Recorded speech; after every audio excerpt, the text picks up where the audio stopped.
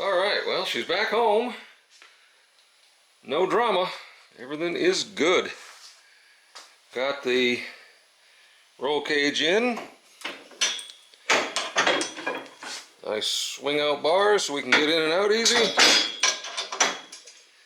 Same on the other side. Comes down to the back. They did a beautiful job manufacturing these escutcheon plates all the way around. Just fantastic. And got the second seat in it. I don't have a cover. I have a cover for it. I didn't send it with them. These are my second set of shocks. These are for driving with the trailer. They're, I think, just single adjustable versus the doubles that are on the bottom now, or on the race, are on it right now for the race. And they've got a little bit heavier spring. But yeah, she's beautiful. I mean, this thing is, she's not going anywhere. If I ever end up in a situation that I don't want to end up in, this is a lot safer than it was. And I don't think it's going to be all that much heavier once I'm done. Now, the biggest thing that's kind of a thing I got to do is back here, because all of the stuff had to get removed to get to the frame on both sides. Basically, all of the boards and stuff that were mounted where the gas tank was and the battery was, they're all out. They're actually sitting over there in a pile, because I got to go in and refit those around the bars and get it all back in there so I can kind of build this shelf back up so I can get the tank mounted. Looks like the tank is going to be right back where it was, and the battery is going to be a little further back than it started out because of where the bar position is. I'm going to probably paint all the grounds black because I've got a bunch of red grounds, and that's not smart. All I had was red wire. You'll have that. But she runs, and she's good. So I guess the next step, let's see if we can sneak under it, take a quick look at the real stuff. All right. We've got double adjustable coilovers, full ladder bar, about 32 inches long, maybe a little longer. Old drive shaft loop tied into the roll bar with those verticals. New aluminum drive shaft, new yoke on the rear end, because I didn't realize, as old as this is, it had a 1330 yoke in the back, so he put a 1350 yoke, so now it's the drive shaft square. And it's just sick. He was able to use the existing crossover bar, just welded his stuff up there, and this is sick. This is all hand fabricated. Looks like, well, it doesn't look like he ever, I don't know, it doesn't look like he had to cut the ends off like he thought, because he went with this rather than a full slip through for the axle tubes. But no, that's even better though, because I mean, then you don't have to, I'm not worried about any of that. But I think this is just, it's sick, absolutely sick. And let's see, it's got a little suspension travel. We will see. But he set it up based on, I mean, his experience for racing, and he's got a lot more than I do, so we're going to try these and see how they work. Like I said, the biggest thing I got to do now is start figuring out how I'm going to get all of this. I got to get the gas tank out of it again, get all this stuff taken out so I can get all the boards put back in. And then once that's done and the trunk's finished up, then we can figure out what else we're going to do. I think the other thing I really probably need to do, because this is just raw steel, I really need to paint some of this stuff, upper and lower. It's already got a little bit of flash rust on it, but yeah, I'm not too worried about it. And after we do that, including this little beautiful little seat bracket he come up with that's tied to the frame and the floor, everything's really, really nice. This is solid. I'm impressed. So She's legal to tens now, but the hard part is just beginning. And now I gotta finish it, and I got about 4 weeks to do it.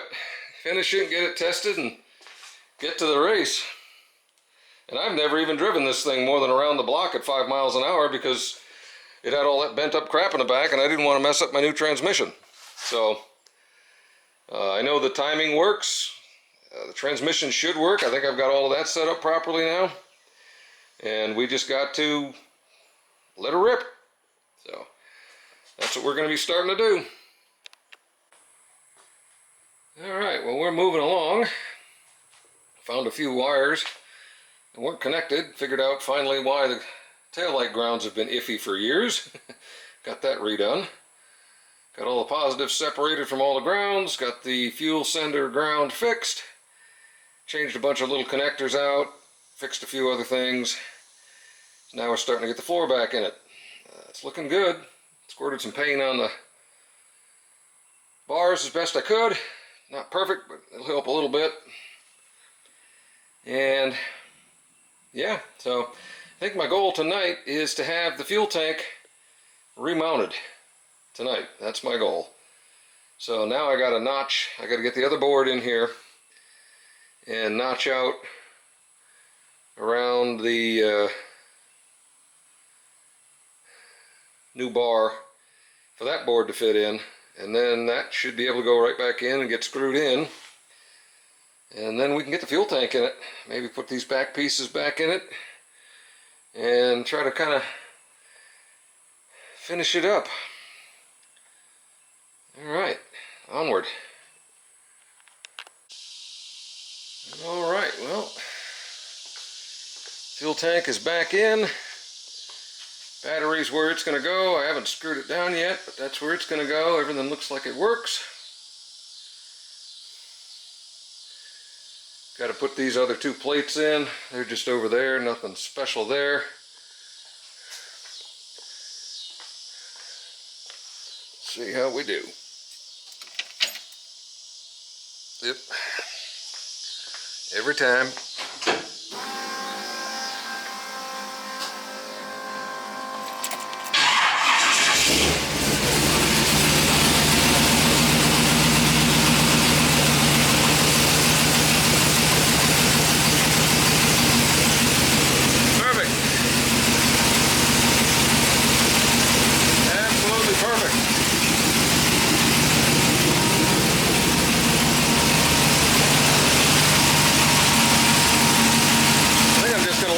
Like this, because that gives us a little room around it to put stuff if we need to. Not going to carry a whole hell of a lot because you got to fuel it up, but there's a little room in it. Duffel bag or two. Very good.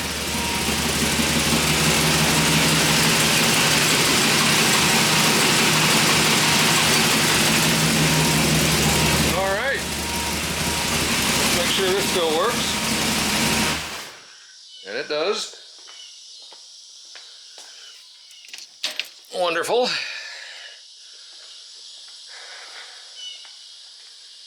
So, yeah, that's bad. That's good, because that was the hard part. The rest of it's not that bad. I gotta pull the seats out so I can get into the back, because that's pretty much blocked and gone now. But after I pull the seats out, pull the seat bracket out, paint that, I want to tape off a bunch of stuff on the interior with some plastic, spray paint some of this stuff. I guess I can do these bars outside because they come off. They're pretty slick.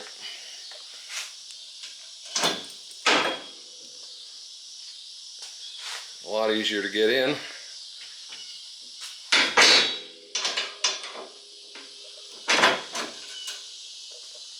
Very nice. So, we're getting close to taking it for a drive. Get a little bit more of the interior put back together. Maybe tomorrow, maybe Saturday, we can have it out on the road. That will be exciting if I can pull that off. So, anyway, we'll probably see you then. Alright, well, we're kind of back at it again. Made myself a list. The absolute must-haves is put the interior back, trans cooler, trailer hitch, trailer lights, check everything under the car just in case he had to undo zip ties or whatever to put the rear end in, make sure it's all bound where it's supposed to be, and the emergency brake cable, which I've got to measure and get on order. Just mounted the battery box solid, so that ain't going anywhere. Put in the rest of the floor pieces just to have a little bit better of a floor, and we're in good shape back here. This is looking pretty solid. But now what I got to do, I got to get it up on some big jack stands so I can get under the car and start working on the transcooler. And because that's really the big one. I got to get that transcooler fan in and wired, and the on-off switch. So there we go. All right, the cooler that Gearstar sent came with this derail fan. I prefer SPAL myself. You can see it's a little bit shorter, better clearance, and actually it's the same diameter. That gives me more air than this one. Oh wow. And I just noticed this is a puller fan, and this is a pusher, and I got it mounted on top, so this one wouldn't have worked at all. So then we got some mounts, and then I'm just going to ground it to the frame, run a positive line through this little doodad, which is an on-off switch for, turns it on at 180, turns it off at 165. So that should work. Now we're going to jack the car up and see what we can do. Alright, well, we got the old brake cable off. It was a little more difficult than I'd hoped. It was kind of bound up pretty good because of the way it got smooshed by the drive shaft. But found in Dad's receipts the original EIS part number, but that of course doesn't exist anywhere anymore. So I found a Dorman one with about the same fittings on it, about the same lengths of sheath and cable, and ordered that, and hopefully that will work. Now, I had to take this thing off to get it apart, so I'm going to put that back together because I don't think I need that off to hook it back up now that I know how it works. So, going to get the brakes back on it, so at least if we get everything else done, we might be able to roll it around a little bit. Okay, so, oh dear, God, it's terrible. Yeah, alright, well, we got the temperature switch mounted, got the fan mounted, got it wired up to the big wire coming from the starter, which is over there somewhere, tucked in, no leaks, and got this rubber mounted but solid, so that shouldn't go anywhere. Tested the rotation, it works, made a little jumper wire, and plugged those the blue and the red wire in. I actually used black for ground and red for positive this time, which is totally different for me. And we're just about at the point, I think.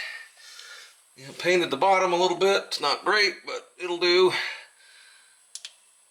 And I think, oh goodness, phew, it's hot. I think we're just about at the point that we may be done underneath this thing. Still got a few things to do. I don't have an emergency brake because that's unhooked, but I think the cable's on. Yeah, the cable's on order, or one I think is going to work's on order.